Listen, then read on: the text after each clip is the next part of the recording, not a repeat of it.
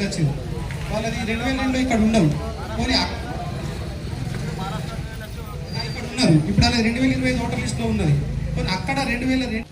ప్రతిరోజు పొద్దున 7 నుండి 3 సంవత్సరాల పిల్లలకు ఇంటికి 16 గుడ్లు 2 కిలోల బాలామృతము, బరువు తక్కువ పిల్లలకు బాలామృతం ప్లేసు, డైలీ ఫుడ్ స్కూల్కి వచ్చి తినే వాళ్ళకు గర్భిణి కానీ బాలింతలు కానీ 7 to 3 పిల్లలకు 3 years పిల్లలకు మెను ప్రకారము బుధవారం 2 ఎగ్స్, మిగతా రోజుల్లో డైలీ మెను ప్రకారం కర్రీస్ ఉంటాయి.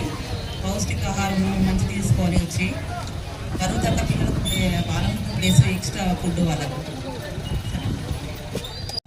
వచ్చినప్పుడు అక్కడ ఎవరు ఉండాలా?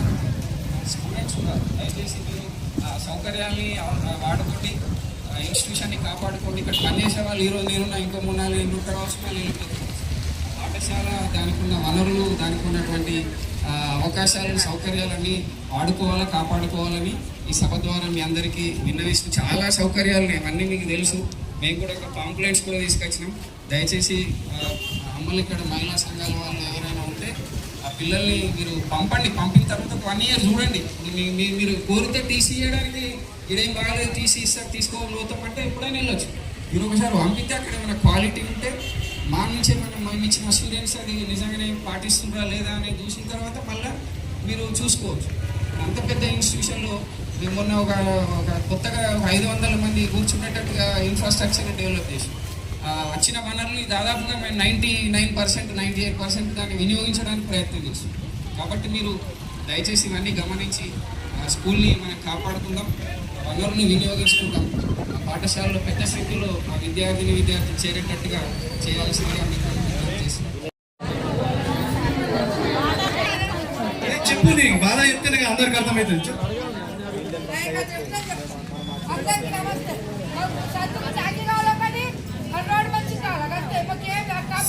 సెక్రటరీ గారు అది రాసుకో. 16 years లోపల పిల్లలకు వెహికల్స్ ఇస్తున్నారు, మ్యాక్సిమం వెహికల్స్ ఇస్తున్నారు రోడ్ మీద. నేను ఒక ఇష్యూ జరిగింది, మైనర్ పిల్లలకు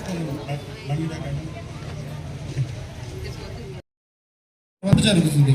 టోటల్గా ఓటర్ లిస్టుని అంతా కూడా ప్రక్షాళన చేసి, అంటే ఉదాహరణకి అందులో ఎవరైనా చనిపోయిన వాళ్ళు ఉంటే కానీ, ఎవరైనా కానీ డబుల్గా వచ్చి ఉంటే కానీ, అలా సంబంధించిన ఏమైనా ఎంట్రీస్ కరెక్షన్స్ ఉంటాయి కానీ, ఇంటింటికి జూన్ 25 నుంచి జూలై 24 వరకు మీ ఇంటింటికి మన బిఎల్ఓస్ వస్తారు. మన దర్పల్లి గ్రామంలో 9 మంది బిఎల్ఓస్ ఉన్నారు.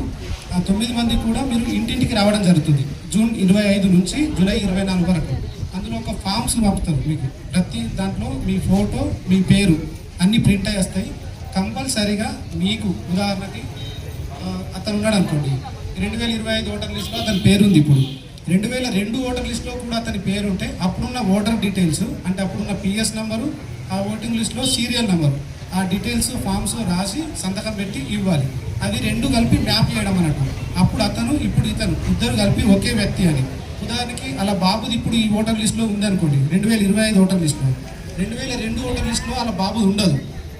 అప్పుడేం చేయాలి అలా బాబు? అప్పుడు 2002లో మా నాన్నగారిది పిఎస్ నెంబర్ ఇంత, సీరియల్ నెంబర్ ఇంత అని ఇస్తే వాళ్ళ నాన్నకి ఈ బాబుని కొడుకుగా మ్యాపింగ్ చేయడం జరుగుతుంది. ఆ రకంగా ఇక్కడ కూడా ఓట్లు తొలగించడం అనేది ఏమి ఉండదు. దీని ద్వారా ఏంటంటే డబ్బులు కానీ, డెత్ కానీ అలాంటివి ఏమీ లేకుండా టోటల్ ఓటర్ లిస్ట్ అంతా ప్రక్షాళన చేయడం కోసం మాత్రమే ఎస్ఐఆర్ వర్క్ నడుస్తుంది. దీనికి ప్రతి ఒక్కరు కూడా కంపల్సరీగా మీ ఫామ్స్ ఇంటింటికి వచ్చి ఇచ్చినప్పుడు 3 times ఆ డీటెయిల్స్ రాసి సంతకం పెట్టి ఇస్తేనే నెక్స్ట్ మళ్ళీ అదంతా ఫైనల్ అయిన తర్వాత ఓటర్ లిస్ట్ పబ్లిష్ చేయడం జరుగుతుంది. ఉండవు, నా పేరు పోయింది, నా పేరు అందులోకించి ఓటర్ లిస్ట్లోకించి వారు కావాలనేది తీసేసారు, అలాంటిది ఏమి ఉండదు. అలాంటి ఆందోళన ఏంటద్దు, అపోహలు కూడా పెట్టుకోవద్దు. వాళ్ళ డీటెయిల్స్ వాళ్ళు రాసేవారన్నా లేదు అంటే రాయకుండా ఉండాలన్నా ఉంచాలన్నా అర్థం అన్నది వాళ్ళు పై అధికారుల దృష్టికి తీసుకెళ్ళి చెప్తామన్నారు. అంతలో మీకు చెప్పగలుగుతుంది.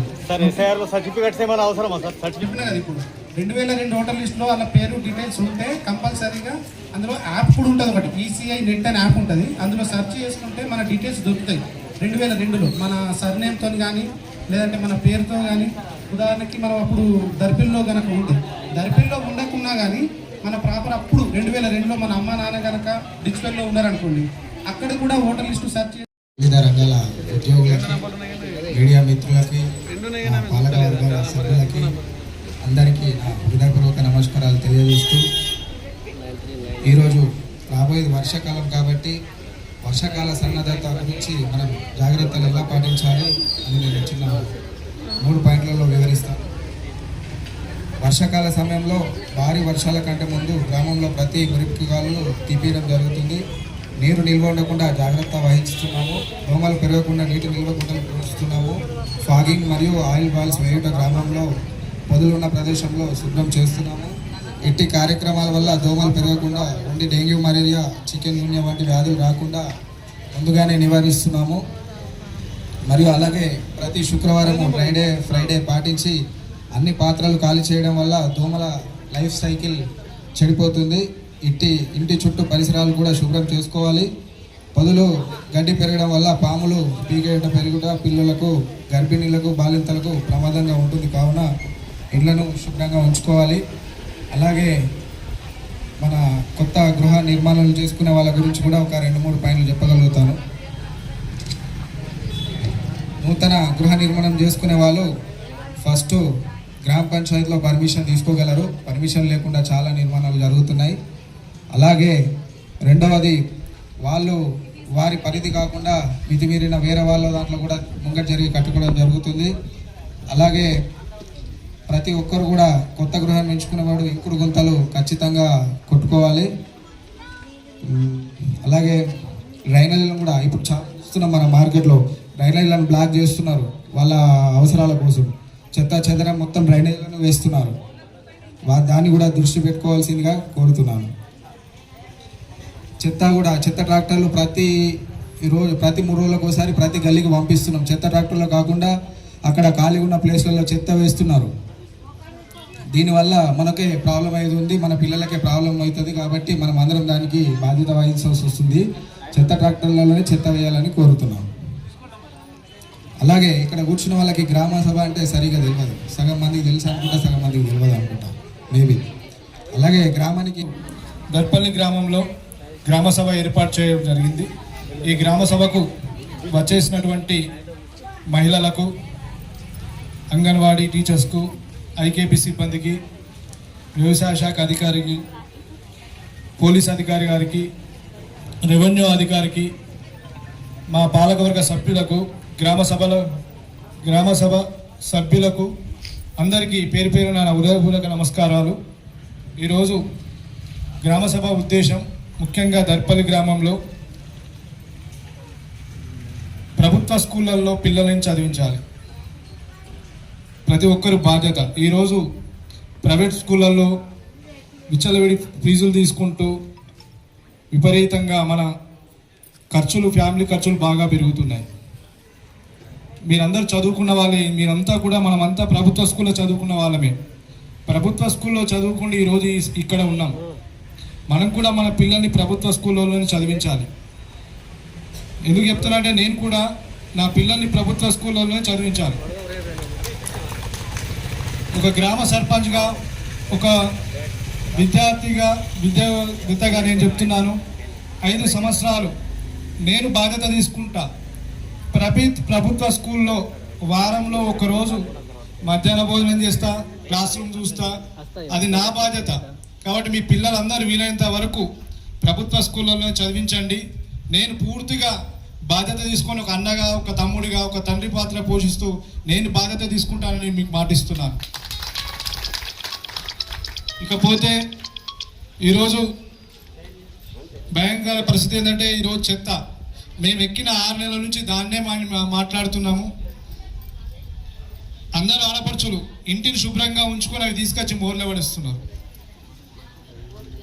అది ఎంత ఇబ్బందికరం ఉందంటే, మేము డ్రైనేజ్ క్లీన్ చేసినప్పుడు మొత్తం రోడ్ల పొంట తీసే వాళ్ళకు వాసన, స్మెల్ చాలా ఇబ్బందికరమైన పరిస్థితి ఉంది.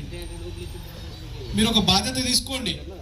ఒక చెత్త ఒకటి సంచిలో పెట్టుకొని అవన్నీ తడి చెత్త, పొడి చెత్త అలాగే వేసుకోండి. మేము ఈ వెహికల్స్ కూడా ఈ రోడ్కి వెళ్ళి ఒక ట్రాక్టరు, అక్కడికి వెళ్ళి ఒక ట్రాక్టర్, 2 ట్రాక్టర్లు డివైడ్ చేసాం. సఫాయి కార్మికులను కూడా ఒక ఏరియా పంచిచ్చినాం, 2 ఏరియాలు అందుబాటులో ఉంటారు. ఎప్పుడైనా మీరు మాకు ఫోన్ చేయండి, చెత్త ఎక్కడున్నా మేము అందుబాటులో ఉంటాం, మేము తీసేస్తాం. ఆ రోడ్ల మీద పడేస్తే చాలా ఇబ్బంది పరిస్థితులు అయితే ఈరోజు అన్ని రోగాలు, మలేరియా, డెంగ్యూ ఇవన్నీ రావడానికి అవే కారణం ఉన్నది. కావున మీరు ఒక్కసారి అందరూ ఆలోచించుండ్రి, కంపల్సరీ చెత్తను బయటపడేయకండి. నాకు ఫోన్ చేయండి, నేను పంపిస్తాం ట్రాక్టర్ కానీ ఏదైనా సరే. గతంలో మన చిన్న ఉన్నప్పుడు మన తల్లిదండ్రులు మనకు ఎలాంటి వాతావరణం ఇచ్చారో భవిష్యత్ తరాలకు మనకు మంచి వాతావరణం ఇవ్వాల్సిన బాధ్యత అందరిపైన ఉంది, మనందరిపైన. రాబోయే తరాలు మనల్ని జ్ఞాపకం ఉంచుకోవాలి కానీ మనను చిన్న చూపు చూసే విధంగా ఉండకూడదని ప్రతి ఒక్కరు బాధ్యతగా చెత్త మీద నిర్ణయం తీసుకోవాల్సింది అందరికీ చెప్తున్నాను. ఈరోజు అవి 65 చివరి దశలో ఉన్నాయి, ఇంకో 20-25 స్టార్టింగ్ దశలో ఉన్నాయి. మనకు ఇచ్చిన మొదటి విడతలో రీప్లేస్మెంట్ కూడా మనకు అవకాశం వచ్చింది.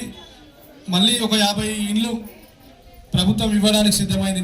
అంటే రీప్లేస్మెంట్ ఫస్ట్ విడతలో రీప్లేస్మెంట్కి ఒక 50 ఇండ్లు శాంక్షన్ అయినాయి. వీటి మీద కూడా మేము లిస్ట్ ఇచ్చాము, L1లకు వెళ్ళి పేర్లు ఇచ్చాము. ఎవరైతే ఇల్లు కట్టుకుంటారో వాళ్ళకు L1 లిస్టులో ఇచ్చి పంపించాము ఆఫీసర్కు, వాళ్ళు వెరిఫికేషన్ కూడా చేస్తున్నారు. మొదటి విడతలో భాగంగా ఈ 1 వీక్ లోపల ఒక 50 ఇండ్లు మళ్ళీ శాంక్షన్ అయ్యే అవకాశాలు ఉన్నాయి. సెకండ్ విడత కూడా ఇంకా మాకు గైడ్లైన్స్ రాలేవు. రెండో విడతలో కూడా దర్పల్లికి సుమారుగా 100 ఇల్లు వచ్చే అవకాశం ఉంది. అందరు అర్హులకు ఇందిరమ్మ ఇల్లు ఇచ్చే బాధ్యత మేము తీసుకుంటాము. ఎవరెవరైతే ఇల్లు పూరి గుడిసెలో ఉండి ఇల్లు లేక ఉన్నారో వాళ్ళకు మొదటి ప్రాధాన్యత. రెండో ప్రాధాన్యత కూన ఇల్లు ఉండి కూలిపోయే స్థితిలో ఉన్నప్పుడు వారు కట్టుకోవాలనుకుంటే వారికి కూడా రెండో విడతల ప్రాధాన్యత ఇస్తాము. అందరూ కంపల్సరీ పేదవాడికి ఇల్లు ఇవ్వడమే ప్రభుత్వ లక్ష్యం. ఎక్కడ కూడా అందులో ఎలాంటి కరప్షన్ లేకుండా ఇందిరమ్మ ఇల్లు ఇచ్చే బాధ్యత మేము తీసుకుంటాం. ఎవరైనా ఇల్లు కట్టుకునే ఆలోచన ఉన్న వాళ్ళు ఇక్కడ మా ఆఫీస్లో నమోదు చేసుకోగలరు. అంతేకాకుండా ఈరోజు చాలామంది పెన్షన్ కోసం మీ సేవ అనే ఆఫీస్లో చుట్టూ తిరుగుతున్నారు. కానీ మాకు ప్రభుత్వం నుంచి ఇంకా మాకు గైడ్లైన్స్ ఏమి రాలేవు. మాకేమైనా గైడ్లైన్స్ వస్తే ఆ బాధ్యత మేమేది